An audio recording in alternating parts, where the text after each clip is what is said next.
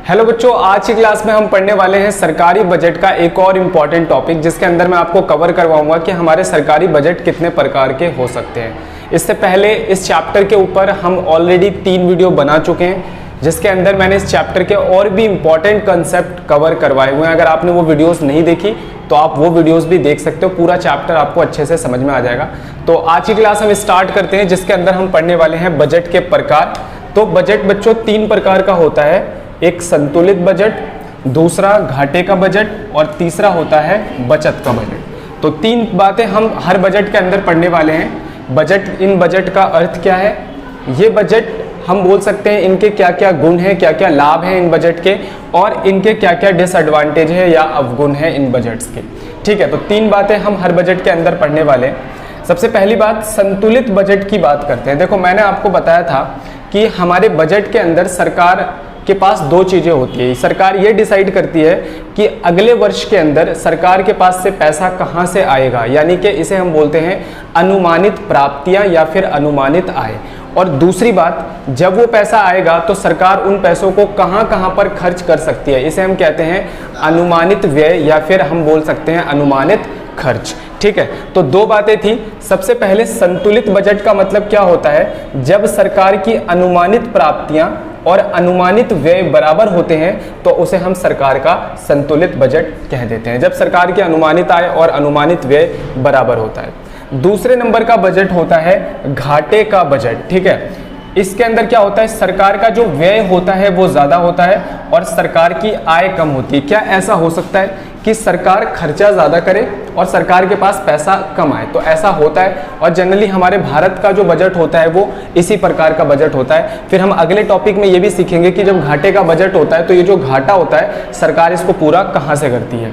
ठीक है, तो जब सरकार का व्यय ज्यादा हो जाता है यानी खर्चा ज्यादा होता है और सरकार को आय कम मिलती है, तो ऐसे बजट को हम घाटे का बजट कहते हैं। जब सरकार की अनुमानित व्यय अनुमानित आय से अधिक होती है तो ऐसे बजट को हम लोग घाटे के बजट से जानते हैं। तो 2 डेफिनेशन मैंने आपको समझा दी। पहला संतुलित बजट हमने समझा, दूसरा हमने घाटे का बजट समझा, तीसरा है हमारा बचत का बजट। बहुत ही सिंपल है बचत का बजट। देखो, इसका मतलब क्या है, जब सरकार की आय ज्यादा होगी और सरकार का व्यय कम होगा, यानी सरकार को पैसा ज्यादा मिलने के चांसेस हैं अगले साल और खर्चे कम दिख रहे हैं सरकार को, तो ऐसा बजट सरकार का बचत का बजट कहलाता है। जब सरकार की अनुमानित आय अनुमानित व्यय से अधिक होती है तो वो बचत का बजट कहलाता है। तो 3 डेफिनेशन हमने पढ़ी, संतुलित बजट पढ़ा, घाटे का बजट पढ़ा और बचत का बजट पढ़ा। अब हम ये पढ़ लेते हैं कि इन सारे बजट के क्या क्या लाभ होते हैं, यानी कि हर एक देश अलग अलग तरीके अलग अलग बजट अपनाता है। जैसे अगर हम इंडिया की बात करें तो इंडिया में ज़्यादातर घाटे का बजट अपनाया जाता है, पाकिस्तान में ज़्यादातर घाटे का बजट होता है, श्रीलंका में ज़्यादातर घाटे का बजट होता है। ठीक है, उसी तरफ हम अमेरिका की बात करें तो ज़्यादातर वहाँ पर बचत का बजट देखने के लिए मिलता है। ऑस्ट्रेलिया के अंदर, अमेरिका के अंदर, जर्मनी के अंदर, इन सब में ज़्यादातर आपको बचत का बजट देखने को मिलेगा, यानी सरकार की आय ज़्यादा होती है और सरकार का व्यय कम होता है। तो उसके पीछे क्या क्या कारण है, आइए जरा हम थोड़ा गुण और अवगुण को इसके समझ लेते हैं। सबसे पहले नंबर पे संतुलित बजट के क्या क्या गुण हैं। यह कीमत स्थिरता में सहायक है। कह रहा है कि यह सरकार की कीमत स्थिरता में सहायता स्थिरता लाने में सहायता करता है। इसमें ना तो सरकार ज्यादा खर्च करती है ना कम खर्च करती है, यानी अर्थव्यवस्था में ना तो सरकार जरूरत से ज्यादा पैसे डालती है ना जरूरत से कम पैसे डालती है। इसलिए ये जो बजट होता है ये कीमत स्थिरता या कीमत स्थायित्व लाने में मदद करता है। तो कई बार क्वेश्चन भी आ जाता है, कौन सा बजट कीमत स्थिरता लाने में सहायता करता है, तो संतुलित का बजट है। इसमें सरकार द्वारा धन का अपव्यय नहीं होता। इस बजट के अंदर ये माना जाता है कि सरकार के पास जितना पैसा आ रहा है सरकार उतना ही हिसाब से खर्च कर रही है। इसका मतलब इस बजट में सरकार अपव्यय कम करती है, यानी धन का अपव्यय कम करती है। तो ये गुण आपको समझ में आ गए होंगे। संतुलित बजट का गुण मैंने 2 गुण समझा दिए आपको। अब आ जाते हैं हम लोग घाटे के बजट पे। देखो, यह अभावी मांग या मंदी की स्थिति में लाभकारी होता है। देखो, ध्यान से समझना। सबसे पहले हमें समझना होगा अभावी मांग का मतलब क्या होता है। अभावी मांग एक ऐसी स्थिति होती है जिसमें अर्थव्यवस्था के अंदर पैसा नहीं होता, यानी कि लोगों के पास पैसा नहीं होता, जिस वजह से लोग मांग नहीं करते और वस्तु और सेवाओं की मांग कम होती है, तो उसे हम कहते हैं अभावी मांग।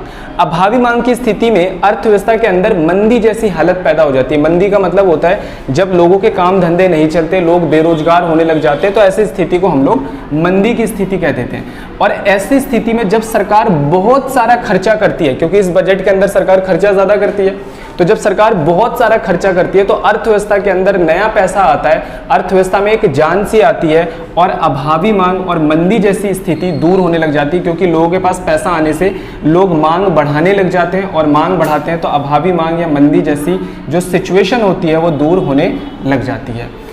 इससे अर्थव्यवस्था का मौद्रीकरण किया जा सकता है। मौद्रीकरण का मतलब इससे अर्थव्यवस्था के अंदर नया पैसा डाला जा सकता है और ज़्यादा पैसा डाला जा सकता है। जब इस बजट के अंदर जब सरकार ये बजट अपनाती है तो जब मंदी और अभावी मांग जैसी समस्या होती है वो दूर हो जाती है मौद्रीकरण के द्वारा, क्योंकि इससे अर्थव्यवस्था में नया पैसा आने लग जाता है। ठीक है, तो ये दो गुण मैंने यहाँ पर बताए, अभावी मंदी की सिचुएशन में अच्छा रहता है और दूसरा इससे अर्थव्यवस्था का मौद्रीकरण भी होने लग जाता है। अगले नंबर पे हम बचत का बजट समझ लेते हैं। इसमें क्या क्या गुण है? स्फीतिकारी स्थिति में यह बजट लाभकारी होता है। स्फीतिकारी का मतलब क्या होता है? जब चीजों के रेट तेजी से बढ़ने लग जाते हैं तो उसे हम स्फीतिकारी स्थिति कहते हैं। याद रखना, जब चीजों के रेट यानी कि जब अर्थव्यवस्था में कीमत बढ़ने लग जाता है तो उसे हम क्या कहते हैं? स्फीतिकारी। अच्छा, कीमत कब बढ़ने लग जाता है? जब हमारे अर्थव्यवस्था के अंदर क्या होने लग जाता है? समग्र मांग। हम बोल सकते हैं अर्थव्यवस्था के अंदर क्या बढ़ने लग जाता है? समग्र मांग बढ़ने लग जाता है तो हमारे देश के अंदर क्या होने लग जाती है? कीमतें बढ़ने लग जाती है। इस बजट के अंदर सरकार क्या करती है?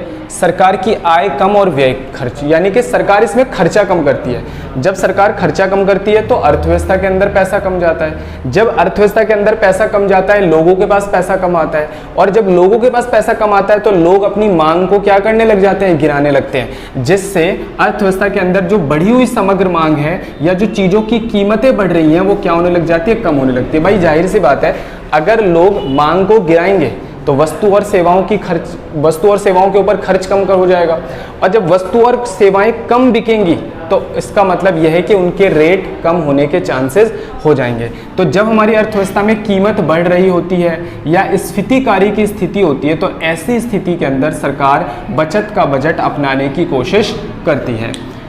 इस बजट में सरकार का खर्च कम होता है, यह सरकार की मनमानी नहीं होती। कह रहा है कि इस बजट के अंदर हम बोल सकते हैं कि एक अनुशासन होता है कि सरकार कम पैसा खर्च करती है, इसमें सरकार की मनमानी नहीं चलती। सरकार को जहां जरूरत होती है बहुत ज़्यादा वहीं पर सरकार पैसा खर्च करती है। ठीक है, तो मैंने आपको तीनों ही बजट का अर्थ बताया, तीनों बजट के क्या क्या गुण हो सकते हैं, और भी गुण हो सकते हैं, लेकिन जो मेन गुण थे वो मैंने यहाँ पर लिख दिए। इसे हम लाभ भी कह सकते हैं। अब आते हैं अवगुण पे। अब इस बजट के क्या अवगुण हैं, इस बजट के और इस बजट के। ठीक है, सबसे पहले हम समझ लेते हैं कि संतुलित बजट के क्या क्या अवगुण होंगे। सबसे पहले नंबर पे आर्थिक विकास में तेजी नहीं आती। इसका मतलब क्या है? देखो, हमारा जो देश है, हम अपने भारत के ऊपर अगर हम बात करें तो हमारा भारत एक विकासशील अर्थव्यवस्था है। विकासशील अर्थव्यवस्था का मतलब यहाँ पर नंबर ऑफ स्कूल जो है बच्चों के रिगार्डिंग अभी बच्चों के कंपेयर में देखा जाए तो कम है, कॉलेजेस कम है,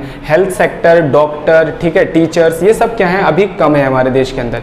तो हमारी एक विकासशील अर्थव्यवस्था है। हमारे देश पर जितना ज़्यादा खर्चा होगा उतना ही अच्छा होगा, क्योंकि ज़्यादा खर्चा होने का मतलब क्या है? हमारे देश के अंदर नए स्कूल बनेंगे, नए कॉलेज बनेंगे, नए हॉस्पिटल बनेंगे, ठीक है, नए बैंक बनेंगे, तो इससे हमारे देश का विकास होगा। लेकिन इस बजट के अंदर सरकार उतना ही पैसा खर्च करती है जितना सरकार के पास आती है। तो इसलिए बोला जाता है कि कहीं ना कहीं हम घाटे के बजट में तो ज़्यादा खर्चा करते हैं, तो घाटे के बजट में विकास होने की संभावना ज़्यादा होती है। किसके कंपेयर में? संतुलित बजट के कंपेयर में। तो इसलिए बोला जाता है कि जो संतुलित बजट होता है वो आर्थिक विकास में तेजी नहीं लाता, उतनी तेजी नहीं लाता जितनी तेजी घाटे का बजट लाता है, क्योंकि घाटे के बजट में सरकार खर्चा ज्यादा करती है और अर्थव्यवस्था में ज्यादा पैसा जाता है तो विकास होने की संभावना ज्यादा होती है।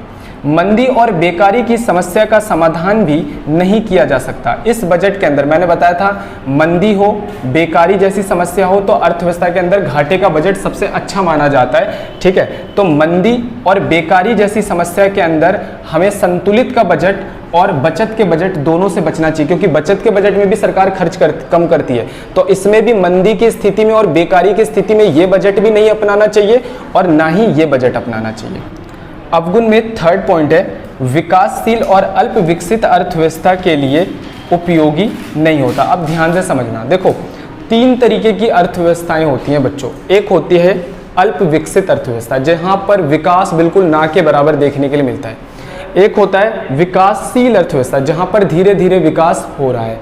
और एक होता है हमारा विकसित अर्थव्यवस्था, जहां पर विकास के ज़्यादातर कार्य हो चुके हैं। जैसे एक एग्जाम्पल लेकर मैं आपको समझाता हूं, अमेरिका की बात करें, ऑस्ट्रेलिया की बात करें, जर्मनी की बात करें, तो ये सब विकसित अर्थव्यवस्था के अंदर आते हैं, क्योंकि यहाँ पर जितने काम होने थे, जितने स्कूल कॉलेज बनने थे वो बन चुके, ठीक है। दूसरे नंबर पे अगर हम बात करते हैं अल्प विकसित अर्थव्यवस्था की, तो जैसे कि नेपाल हो गया, भूटान हो गया, ये अल्प विकसित अर्थव्यवस्था के अंदर आते हैं, क्योंकि यहाँ पर विकास बहुत कम देखने के लिए मिलता है, ठीक है। अगर हम इंडिया की बात करें तो इंडिया हो गया, चाइना हो गया, ये कैसे देश हैं, ये विकासशील देश हैं, ठीक है। तो 3 तरीके की अर्थव्यवस्था होती है, एक विकसित, एक विकासशील और एक अल्प विकसित। अब मैं आपको बताता हूं कि कौन सा बजट किसके लिए अच्छा होता है और कौन सा बजट किसके लिए अच्छा नहीं होता। हमारे भारत जैसे देश के लिए, हमारा भारत एक विकासशील देश है, ठीक है। जैसे हमारा अगर हम बात करें चाइना भी क्या एक विकासशील देश है, पाकिस्तान भी एक विकासशील देश है, ठीक है। इसी तरीके से नेपाल की और भूटान की बात करें तो वो क्या है, अल्प विकसित अर्थव्यवस्था यानी अल्प विकसित देश है। तो विकासशील और अल्प विकसित देशों के लिए हमेशा घाटे का बजट अच्छा रहता है, क्योंकि इसमें सरकार खर्चा ज़्यादा करती है। जब खर्चा ज़्यादा करती है तो अर्थव्यवस्था के अंदर नया पैसा आता है, अर्थव्यवस्था में एक जान आती है और अर्थव्यवस्था के अंदर नई नई चीज़ों का निर्माण होता है। विकासशील और अल्प विकसित अर्थव्यवस्था को कभी भी संतुलित का बजट या कभी भी बचत का बजट नहीं अपनाना चाहिए, ठीक है। तो ये बात याद रखना है, विकासशील और अल्प विकसित अर्थव्यवस्था के लिए यह बजट उपयोगी नहीं होता है, ठीक है। ध्यान रखेंगे सारे बच्चे। अब आ जाते हैं जरा घाटे के बजट के क्या क्या अवगुण है, ध्यान से समझना।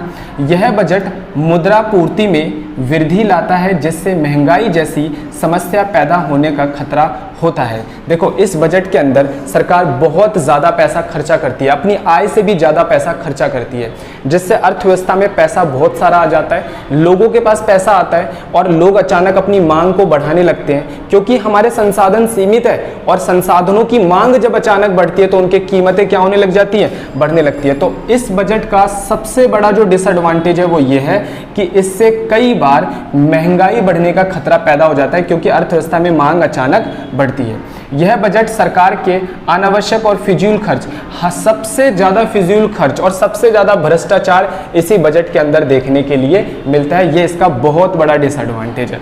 अगले नंबर पे हम आ जाते हैं बचत के बजट पे। बचत के बजट का क्या क्या अवगुण है। यह बजट मंदी में हानिकारक होता है, क्योंकि इसमें अर्थव्यवस्था में समग्र मांग का स्तर गिरने लगता है। देखो अगर अर्थव्यवस्था में मंदी जैसी स्थिति हो, यानी अर्थव्यवस्था में पैसा बिल्कुल नहीं है और ऊपर से आप बचत का बजट अपना लो, तो फिर दिक्कत हो जाएगी अर्थव्यवस्था के अंदर, क्योंकि अर्थव्यवस्था में ऑलरेडी पैसा नहीं है, मंदी की स्थिति है, और आप बचत का बजट अपना रहे हो, यानी सरकार और पैसा बचा रही है, अर्थव्यवस्था में पैसा नहीं डाल रही, खर्चा नहीं कर रही। इसका मतलब और भी भयानक स्थिति देश के अंदर पैदा होने की संभावना होती है। भारत जैसी विकासशील अर्थव्यवस्था के लिए यह बजट उपयोगी नहीं होता है, यानी भारत जैसी अर्थव्यवस्था के लिए बजट उपयोगी नहीं है। तो देखो मैं एक बार अगर मैं इसको समराइज कर दूं तो मैं आपको बोलूं, अगर हमारी अर्थव्यवस्था के अंदर मंदी की स्थिति है, मंदी, तो हमें कौन सा बजट अपनाना चाहिए, घाटे का बजट। कौन सा बजट नहीं अपनाना चाहिए, संतुलित बजट नहीं अपनाना चाहिए, बचत का बजट नहीं अपनाना चाहिए।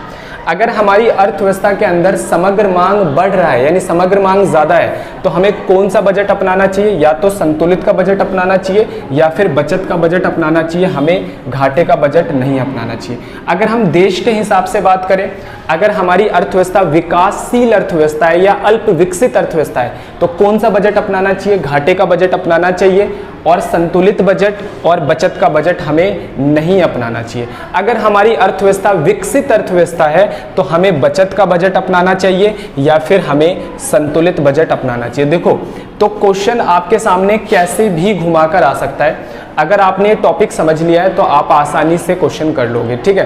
तो एमसीक्यू में आने के चांसेस इसके क्वेश्चन ज़्यादा होते हैं और कई बार इनके गुण अवगुण भी पूछे जाते हैं। तो पूरा आप सही से नोट कर लेना, सारी चीज़ों को वीडियो पोस्ट करके अच्छी तरीके से नोट कर लेना, सही से पढ़ लेना।